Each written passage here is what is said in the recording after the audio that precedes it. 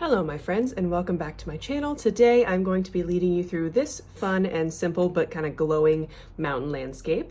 This is a watercolor painting. It is great for beginners, so if you're not super comfortable with watercolor or just kind of figuring it out, this tutorial will be great for you.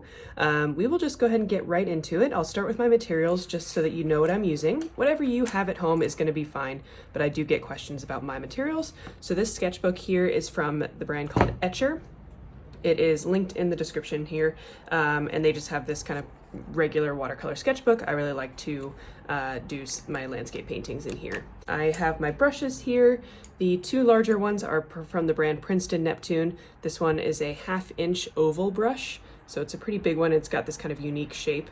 And then this one is a Foreground, so it's kind of a medium brush. And then I've got my detail brush from Christy Rice's collection of brushes, which is also linked in the description. So basically what you need is a large, medium, and a small. So whatever you have that will fit the description will be fine. And then I've got my watercolor paints here, my usual Winsor&Newton professional watercolor paints. Again, whatever watercolor paints you have at home will be fine. I will be telling you what colors I am using, and you'll be able to find colors in your watercolor set that are similar enough. And then I'm going to go ahead and tape down my paper here with my Blick masking tape. If you want to just get masking tape from the hardware store, that's what I did for a while. Blick, the art store, also has masking tape, and I just get this when I have to do a paint order. So I'm going to go ahead and do that now, and then we will go ahead and get started. All right, so now that I've got my paper tape down here, I'm going to go ahead and move on to mixing our preliminary colors for this painting here. I always recommend, if you're just starting to paint, adding a little drop of water to each of your colors. This just helps to soften up the paint, and it helps to start to get it dissolved, and it will just make your life easier when you're actually trying to paint something. I have already been painting, so I'm just adding a little extra water, but my paints are already pretty dissolved. If yours are not, just wait a minute or two. And then we can go ahead and start mixing our colors. So for the sky section, we are going to need two colors. We're going to start with a light yellow. So this is like a lemon yellow color. It's my lightest yellow. I'm just going to pick some of that up and add it to my palette here with a little bit of water. And then our second color is more of a yellow orange. So I'm going to use my cadmium yellow here, which is a darker, more golden yellow, and add just like the slightest touch of alizarin crimson, which is red. And just a little bit of that makes this a little bit more orange. And again, I'm going to add some water to that. We don't want it to be too strong. This is for the sky, which is always the lightest part of your painting, almost always. Okay. I also wanted to mention that the reference photo for this painting here, what I base this painting off of, is linked in the description of this video. So if you want to take a look at the reference photo and kind of use it to help you make this painting, you can do that as well. Now we're going to get started on the sky section. So what we're going to do is a wet on wet technique, which means we're going to use a large brush and start by putting a layer of water from our cup down on the entire paper here.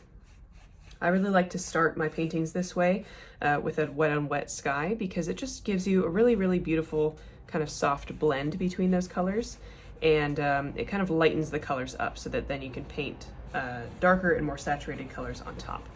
So I'm just using my brush here, adding an even layer of water. We don't want to make any lakes or anything, but we do want an even layer of water. So I'm turning my head and seeing the light reflected off of the water so that I can see if I've missed any spots. And once I've got a nice even layer, we're going to start with that lighter yellow color that we mixed. And I'm just going to make kind of an oval shape, a loose oval shape with some horizontal strokes in the kind of top third of my paper here with that light yellow, leaving some white space in the middle there. And then I'm just going to go straight into my orange color. You don't even need to wash your brush. And I'm going to put that kind of around the outside of that lighter yellow there. And then we can just kind of loosely bring that down. Okay, now I'm going to pick up my paper and I'm just going to slowly tilt it in different directions. And this helps to kind of blend those colors together really softly, and it just gives you a really nice, soft, glowing sky look. So I'm just kind of slowly tilting it, spending a few seconds in each direction, and just kind of watching the colors go, deciding which way I want to tilt it next. Maybe I'll tilt it this way for a bit. If you end up with too much paint on your paper, so it's all pooling in a corner like this, you can just take your paper towel and touch it to that corner, and your paper towel will absorb that extra paint. And I would recommend doing that just in case you have too much paint and water on your paper. Okay, so I'm just gonna keep blending this. You just don't wanna lose that bright spot in the middle completely, but you do wanna have it mostly blended out so that there's no harsh lines between those colors. And when you're ready, when you feel like it's good, just lay it flat and it will stop blending and you can let it dry completely. While that is drying, I am going to prep the first color for our first mountain range. I am going to just use this cadmium yellow straight out of the pan here. Again, that kind of golden yellow. So just find a color that is similar. And I'm just going to use a little bit of paint and quite a bit of water here. We want to water this down a fair amount because we want these first layers to be really subtle and kind of far away. So adding plenty of water. And then when that's done, you can just switch back to your paper. And as you can see from the kind of reference painting here, the first layer is about 2/3 of the way up from the bottom of the paper. So I'm just going to use again my big brush and find where I want that first layer to go. And it's going to be pretty flat. We don't want to add a super steep mountain range here in the back. It's going to be pretty subtle. And we're just going to fill in a little bit below that mountain range there and then quickly clean off the brush, wipe away the excess water, and then just use that clean damp brush to blend out the bottom of that mountain range there. It doesn't have to be super clean. We just don't want to have any harsh lines there that will show through when we start adding the next layers. Okay, so there's our first mountain layer. We're going to let this dry completely and then add our next layers. This is kind of an add one layer at a time kind of thing. So I do use a hairdryer. It lives in my studio to speed that process along because it is really frustrating to just wait for this paint to dry. So use a hairdryer or a heat gun, whatever you have, and this will kind of go a little faster for you. You can see now that that's dry, it's a very, very subtle mountain range in the back there. So we're just gonna keep adding on top of that. So back to the palette here, I have my yellow still on that palette, and what we're gonna do is just add a little bit more paint to this mixture. So we're just adding a little bit more pigment, and that will make it a slightly stronger color on the paper. Just a little bit though, we want this to be pretty subtle. We will go into our next mountain range, which is kind of this one that goes just a little bit above the one we just painted. So I'm just gonna kind of create one that I like. Maybe it comes up here. You can follow the reference photo for this, or you can just kind of make this up. It doesn't have to match the reference photo exactly. And again, I'm just going to paint a little ways down and then clean off my brush, wipe away the excess, and then just blend out that bottom line with that clean water. Again, doesn't have to be perfect. You just want to blend out that harsh line. Okay, again, let it dry and then we'll move on. For the next layer, we're going to do the same thing, adding just a touch more yellow.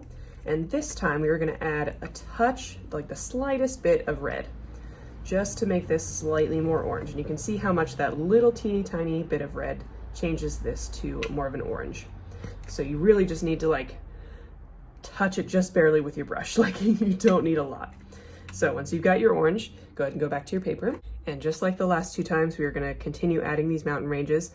This one is gonna go starting from here and just go down a little bit. I like the contrast since this one kind of peaks up. I like this one to kind of go down and then maybe come back up over here. Don't overthink it too much. However it kind of turns out is totally fine. It'll look like a mountain range. Okay, and again, just bring that color down a little bit and then use a clean, damp brush and blend that out. This also gives us a little bit of a misty effect. If you can see this layer before that we painted, it gets lighter just before this next mountain range.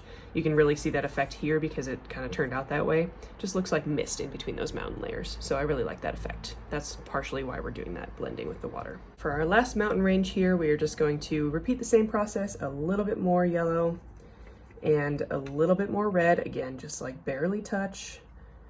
You can even wipe some of that off on a different pan.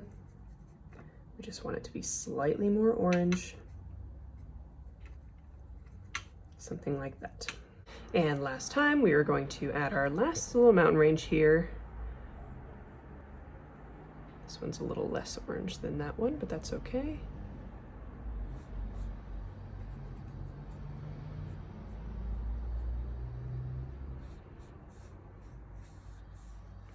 There we go. And again, blend that out with clean water. All right, let this dry, and then we're gonna start adding the foreground layers. So you can see I've cleaned my palette here. For our next layer, we want a much more concentrated color. So I've cleaned up what I've had before, and that way we can mix a new color. So we're gonna start again with that cadmium yellow, same yellow that we were using for those mountain layers. And I'm just gonna add a little bit less water this time. So still adding some water, but it's a much more concentrated color. Then I'm going to add in a little bit of red so that we start making an orange color. Definitely more red this time. And then to kind of dull this down just a little bit, I'm gonna add a touch of blue at a time. Blue is a very strong color. I'm using ultramarine blue, but whatever you have is totally fine. And that is going to kind of dull this down, and we do need to add some more red here. There we go. A little more generous with the red. So we're going for kind of like a rust color. And again, you can just add a little bit of water as needed, but we want this to be a fairly concentrated color. And you can just kind of go back and forth between those three colors until you get a color that you are happy with for this next layer. I think I am gonna go with something like this. I'm gonna continue using my large brush, and we're gonna add our next layer. For the top of the layer, we are going to have this little texture, and this just shows that there are distant trees kind of that you can start to see because this is getting closer to us as the viewer. So I'm just gonna start this right about here and just use like the point of my brush just to kind of create that little subtle texture there. And I'm just kind of moving the tip of my brush up and down as I create the contour of this mountain range here. Bring it up to there. So it's a pretty subtle texture. You don't want something super defined there. It's just to kind of imply that there are trees on this mountain range here. Okay, and then we can fill that in all the way. We're not blending it out with water this time. And then we can let that dry. For our last layer, we are going to mix our color into the same pan that we just mixed that first color. This just helps to create a little bit of color harmony between those two.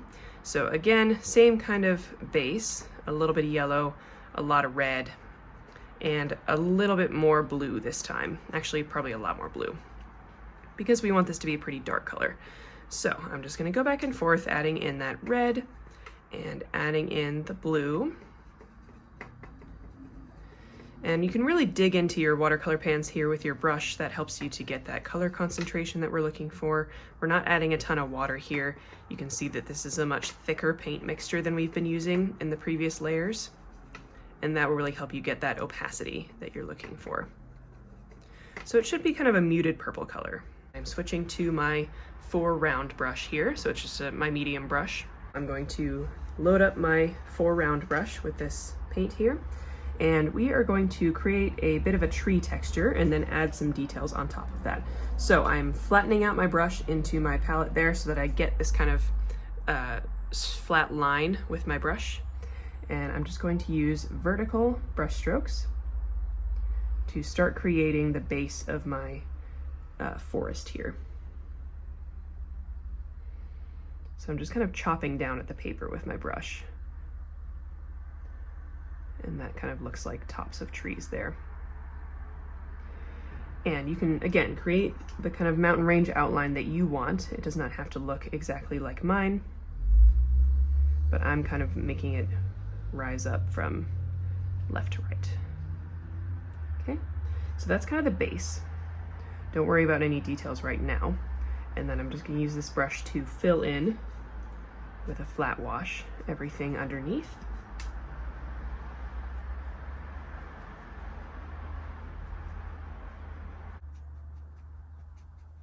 Okay, there we go. And then I'm going to switch to my little tiny detail brush here, go into that same color that we had on our palette, and I'm just gonna add a few trees kind of sticking up from what we've built already. So I just like to make a vertical line and then some just kind of loose, no!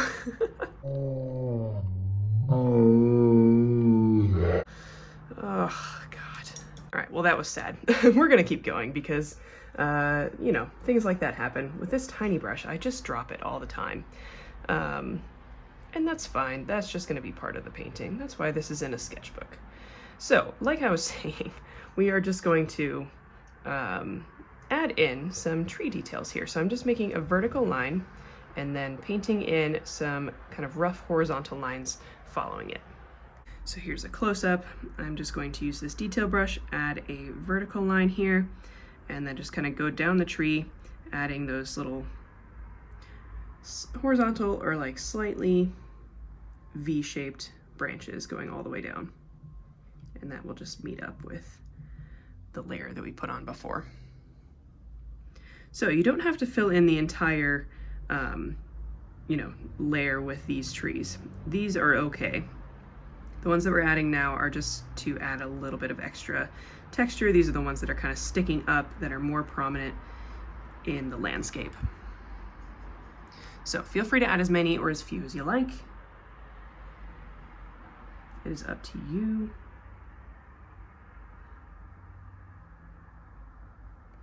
So you can see I have added in all of my trees here to the tree line, and I think I'm going to call an audible and use some of that purple paint to paint in some birds to cover up my mistakes here, to cover up my sins. So I'm going to take my detail brush. I'm just going to water down this purple color just a little bit. We don't want it to be quite this strong for the birds.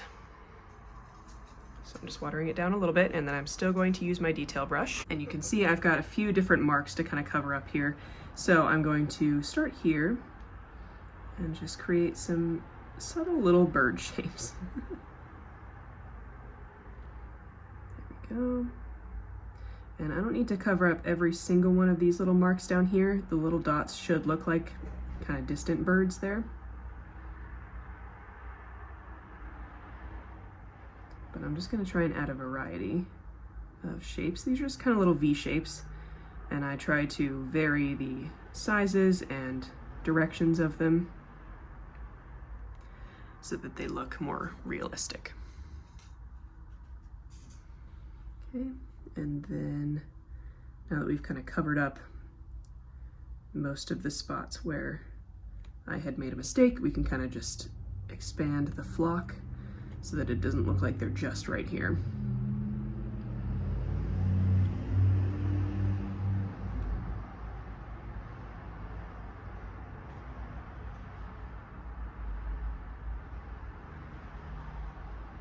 I'm holding onto this paintbrush so tight. I don't want to do it again.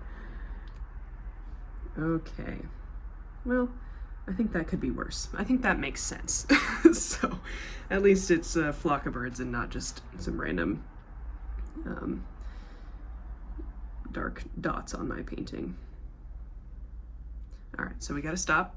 Don't want to overbird the sky there. All right, and with that, I think I'm going to go ahead and call the painting done. So I'm going to take off the tape. This is always the best part. Remember that if you are painting and you're trying to take off the tape and it's ripping your paper, heat it up with a hairdryer for a few seconds. That usually helps. Not always, but usually. Just helps the glue release the paper. Remember to sign your painting. I like to put the date on my painting just so I know I can keep track of my progress.